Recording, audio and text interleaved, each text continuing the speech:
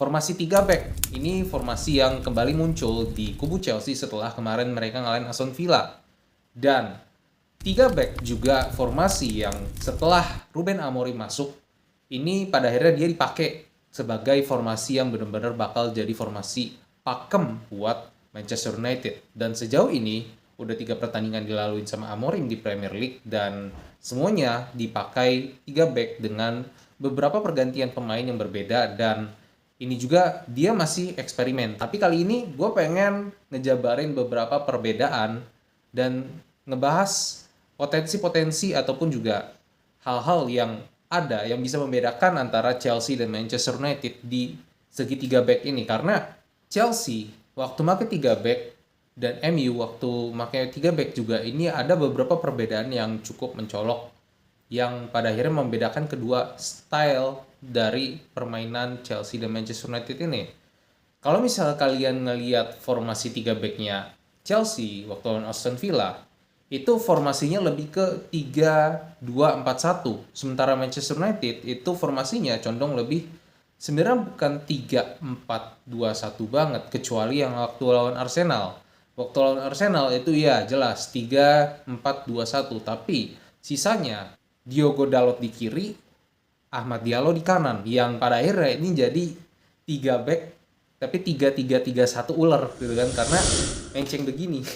Yang satu Diogo Dalot, yang satu Ahmad Diallo.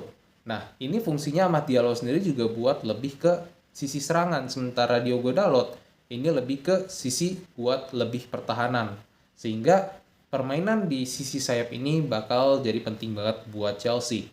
Nah, sementara bedanya dengan Manchester United maksudnya. Dan sementara Chelsea ini mainin 3-2-4-1 karena mereka pengen nge-utilize 3 pemain tengah yang lagi naik-naiknya dan lagi performanya di atas-atasnya.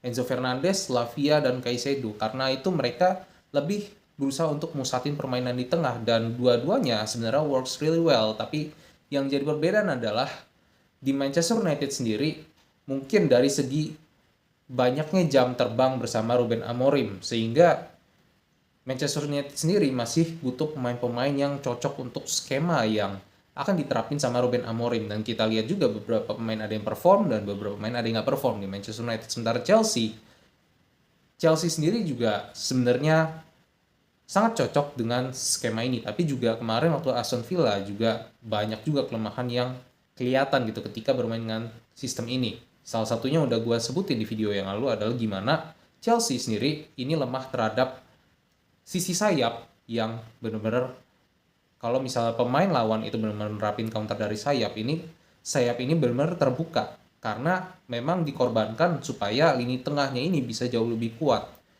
Makanya kalau misalnya di Chelsea itu sistemnya 3-2-4-1, mereka utilize pemain di tengah dan mereka tuh benar-benar pressure abis pemain-pemain lawan itu bahkan dari segi build up.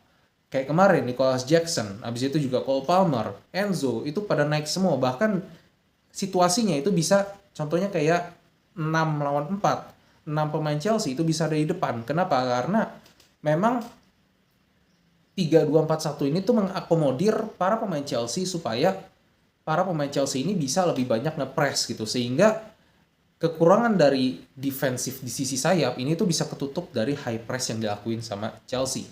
Ini ngingetin gue di masanya Manchester City waktu gunain 3 back waktu mereka juara Champions League dan benar-benar dominasinya luar biasa. Yang jadi perbedaan adalah apakah Enzo Maresca ini bakal nerapin 3 back secara konsisten? Jawabannya kalau buat gue adalah belum tentu. Kenapa mereka nerapin 3 back ini? Karena mereka lihat juga Aston Villa juga cenderung mainin serangan itu di tengah. Sehingga kalau ngadu di lini tengah, Chelsea jelas lebih kuat. Apalagi dengan 3 pemain yang lagi top-topnya ini. Ditambah juga Cole Palmer juga yang bermain. Jadi ada 4 pemain di area tengah ini yang benar-benar lagi strong-strongnya. Nah sementara di satu sisi juga, kalau misalnya kita hitung cuma Lavia, Fernandes, sama Caicedo, ini cukup risky karena otomatis kalau misalnya mereka main bareng gitu kan, penggantinya ya otomatis kayak kemarin ujung-ujungnya yang diganti Malo Gusto gitu. Nah, tapi kan masih ada KDH bang. Sementara ini KDH kalau menurut gue pribadi dia masih harus nunjukin ke Enzo Maresca kalau dia benar-benar siap untuk bermain di Premier League, untuk bisa bersaing dengan bahkan Enzo, Lavia, dan Caicedo. Karena sejauh ini, bahkan di pertandingan kemarin aja, waktu lawan Southampton pun, KDH itu masih dicadangin. Sementara yang main masih Enzo sama Lavia. Ini juga masih buktiin kalau Kieran Dewsbury Hall ini masih belum menunjukkan performa yang bisa bersaing dengan 3 kompetitornya di lini tengah. Sehingga pada akhirnya Enzo Maresca sendiri juga ngelihat kalau mereka main bertiga terus, satu hilang, itu udah efeknya ngena banget buat Chelsea gitu kan. Ketika salah satu hilang, Caicedo, Enzo maupun Lavia. Sehingga mereka sendiri juga nggak bisa terus-terusan pakai formasi ini. Sehingga 4 back sejauh ini adalah formasi yang terbaik. Ditambah sekarang ini lagi Boxing Day, di mana rentan banget buat para pemain ini buat cedera gitu kan. Dan karena di satu sisi juga stamina dari para pemain ini benar-benar diuji, dan fitness itu benar-benar kayak dikuras banget, sehingga kedalaman squad ini jadi penting banget untuk menghadapi laga Boxing Day.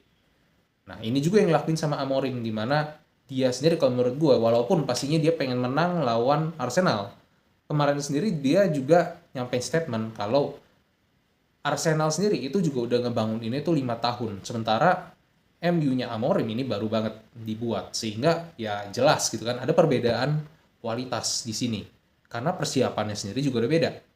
Sehingga kalau menurut gue pribadi, Amorim sendiri juga lebih mentingin untuk menangin pertandingan yang dia bisa menangin sejauh ini. Kalau Arsenal dia lebih kayak ya udah gitu, kalau misalnya kalah ya udah, kalau misalnya menang itu bagus banget buat mereka. Seri apalagi juga, seenggaknya mereka juga bisa nyuri poin. Tapi at least di sini kita bisa mempelajari sesuatu dari Manchester United versi dari Amorim. Nah, kalau misal kalian ngelihat skemanya dari Ruben Amorim dengan 3 back ini, jujur gue pribadi paling impress dengan ketika mereka lawan Everton. Bukan karena lawannya Everton, tapi gimana dinamika pergerakan dari pemain-pemain dari Manchester United ini tuh justru buat gue pribadi berpikir kalau strategi yang diterapin waktu lawan Everton ini tuh benar-benar skema yang benar-benar ya yang diinginkan sama Ruben Amorim, di mana mobilitas pemain itu penting banget. Kalau di Chelsea dengan 3 backnya ini lebih mentingin sisi sentral, yang pada akhirnya satu kata yang keluar yang bisa mendeskripsikan 3 backnya Chelsea ini adalah dominasi dan possession gitu kan.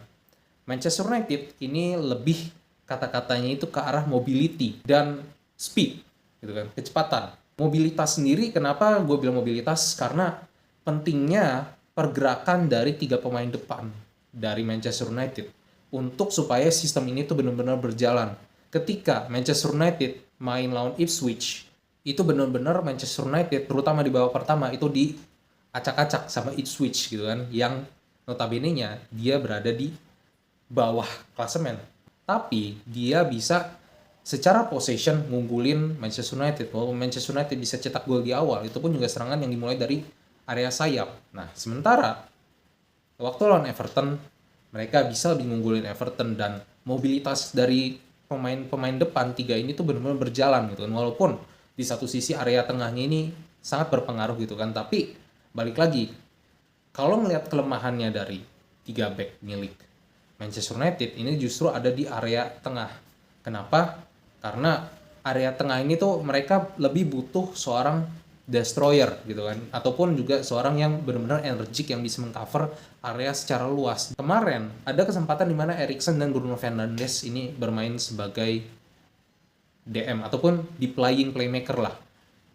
Untuk Eriksen itu nggak berhasil karena mobilitas dia itu nggak sebanyak pemain-pemain yang contohnya kayak Casemiro ataupun Ugarte ataupun juga Kobbie Mainoo yang kemarin.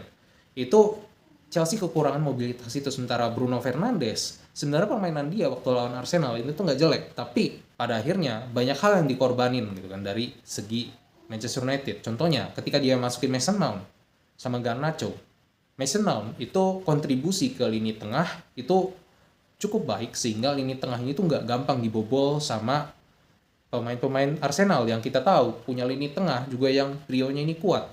Dia punya Rice, dia punya Partey, sama Odegaard. Terutama Odegaard ini impactful banget. Dan di babak pertama mereka berhasil ngeredam itu. Salah satunya juga thanks to Mason Mount juga yang bisa mengganggu sirkulasi untuk area tengah.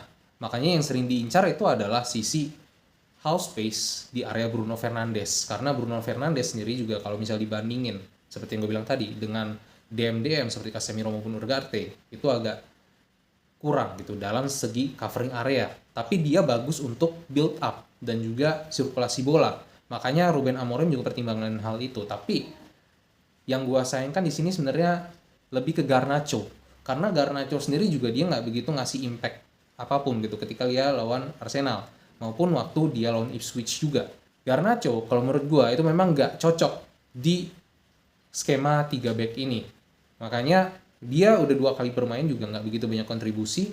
Garnacho sendiri lebih cocok kalau bermain benar-benar fokus di sektor sayap. Kalau mainin jadi AM untuk skema ini, dia agak kesulitan.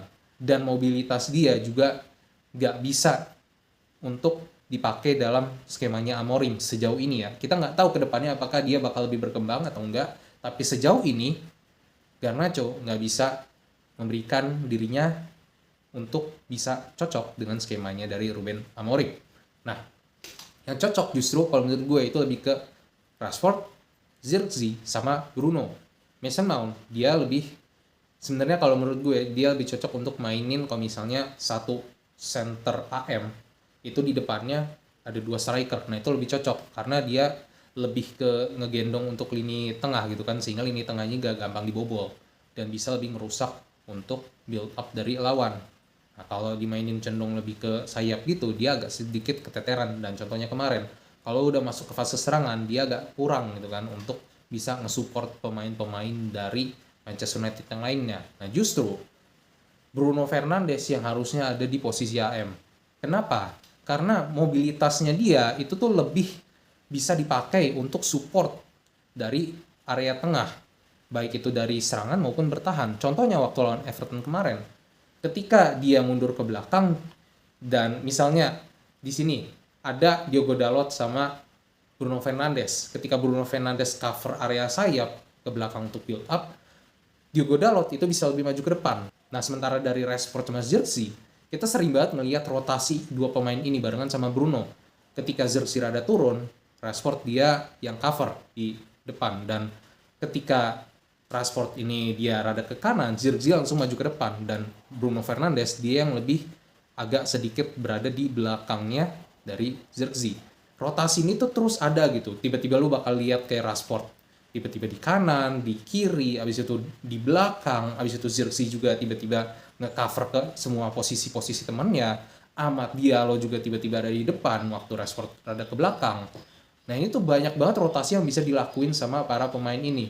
Dan ini yang benar-benar menjadi kunci sukses dari formasinya Manchester United. Sementara kalau Chelsea itu dia lebih ke lini tengahnya terutama. Yang penting lu bisa kontrol sebanyak mungkin, press sebanyak mungkin gitu kan. Kalau misalnya musuh counter lewat sayap, ada Cucurella yang bisa geser, ada Caicedo yang bisa geser.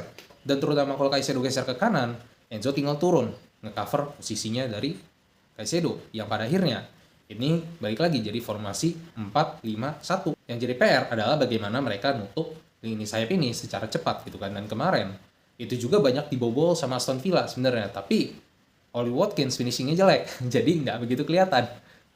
Tapi di babak kedua, Cucurella itu khususnya itu memang benar-benar bagus banget. Kalau Caicedo itu benar-benar ngerajain di area tengah barengan sama Enzo dan kawan-kawan. Nah, sementara di Manchester United justru kelemahannya itu kebalik di lini tengah kan. Nah, makanya lini sayap ini benar-benar diuntungkan gitu kan. Ketika mereka gitu nyerang lawannya Manchester United, harusnya lawannya Manchester United ini tuh caranya adalah mereka bisa ngegayat lawannya ini ke area sayap. Di area sayap justru mereka kuat. Kalau misalnya nyerang di sisi kanannya Man United ada Mazraoui. Mazraoui itu bagus banget sejauh ini, makanya dia terus dimainin. Dan kalau dari sisi kirinya itu ada Diogo Dalot yang nge-cover gitu kan. Sehingga yang biasanya jadi titik lemahnya dari Manchester United itu terutama waktu lawan Everton itu tuh bisa ke-cover dengan baik. Karena Bruno Fernandes bisa turun juga, kemudian Kobbie Mainoo bisa agak geser. Ada Casemiro yang benar-benar jadi defender utamanya di area tengah sebagai DM. Nah, di sini juga di-cover sama pemain-pemain lain sehingga bisa terjadi seringkali kayak 4 lawan 6. Tapi memang defense-nya dari Manchester United ini improve gitu kan, dan memang bagus gitu kan dengan kombinasi seperti kayak Maguire ataupun juga Lisandro Martinez juga kan. Tapi balik lagi memang sisi tengah ini sering banget diincar sama lawannya. Nah, kita ngelihat di sini grafik di babak pertama. Possession itu MU lebih unggul atas Arsenal dengan 48 lawan 52%. Nah, yang sayangnya adalah secara menyerang ketika udah di sepertiga akhir, ini Manchester United kurang banget. Justru Arsenal yang punya lebih banyak. Arsenal 3, Manchester United 2, dengan shot on target sama-sama 0. At least para pemain MU itu bisa meredam serangan Arsenal. Nah, di babak kedua, ini benar-benar jomplang gitu kan. Ngelihat coba total shots-nya, tiba-tiba Arsenal bisa dapat 11, MU cuma dapat 3, dan possession justru lebih unggul dari segi Arsenal. Arsenal dapat gol, yes, itu dari segi corner dan set piece. Tapi overall ini pergantian-pergantian yang sebenarnya juga pada akhirnya impactful terhadap kenapa Arsenal bisa lebih dominan di babak kedua. Pertama, Mason Mount itu diganti, itu langsung hilang kontrol dari sisi tengahnya. Ketika Mason Mount itu masih ada, seenggaknya defense-nya Manchester United di area tengah ini masih lebih kuat. Tapi ketika Mason Mount ditarik, itu benar-benar bolong. Mason Mount ditarik, waktu itu kan ditukar sama Zirkzee. Dan kemudian Garnacho ditukar sama Rashford. Nah, otomatis dia sama Rom ini pengen coba nguatin di sisi depan. Pada akhirnya yang ngorbanin lini tengahnya yang justru malah lebih bolong. Dan di babak kedua, caranya nge-expose lebih lagi dari defense-nya MU adalah mereka tuh sering banget tarik Diogo Dalot yang bikin pada akhirnya half space ini tuh bolong gitu kan di sisi kirinya Man United. Lagi-lagi bolong lagi. Dan ini yang dimanfaatin banget sama pemain Arsenal. Dia dapat chance di situ beberapa kali. Pemain MU juga banyak yang telat nutup. Ini yang jadi PR buat Manchester United untuk pertandingan selanjutnya. Nah, yang pada akhirnya solusinya gimana buat Manchester United? Kalau bisa, Manchester United di area tengah itu tuh mendingan turunin 2 defensive midfielder yang benar-benar bisa nge-cover area. Nggak apa-apa, nggak perlu pemain-pemain kayak Bruno maupun Eriksen di posisi itu. Justru pemain-pemain kayak gini itu butuhnya di AM, supaya mereka juga bisa nge-cover bantuin area tengah juga. Dan terutama Bruno, dia juga bisa sekalian ngebantu build up serangan. Sehingga fleksibilitasnya untuk nge-cover di area tengah ini ada. Sehingga serangan juga tetap kuat, dari segi pertahanan juga lebih kuat untuk nge-cover area-area yang memang rentan dari sisi Manchester United. Dan inilah perbedaan dari Chelsea maupun Manchester United ketika mereka bermain dengan skema 3 back. Dan kalau menurut kalian gimana performa dari 3 backnya Chelsea maupun Manchester United ini? Kalau menurut Chelsea, apakah formasi ini bakal jadi formasi yang pakem sehingga Enzo Maresca ke depannya bakal lebih nerapin formasi ini ketimbang formasi 4 back? Atau justru mendingan 4 back deh daripada mending main 3 back gitu kan, karena terlalu banyak resikonya. Buat fans Manchester United, kira-kira pemain mana menurut kalian setelah 3 kali percobaan yang dilakuin sama Ruben Amorim ini, pemain mana yang paling cocok untuk skemanya dari Ruben Amorim ini? Yuk boleh di komen di bawah. So, itu aja video untuk kali ini. Thank you for watching. Jangan lupa buat like, comment, dan subscribe. See you on the next video.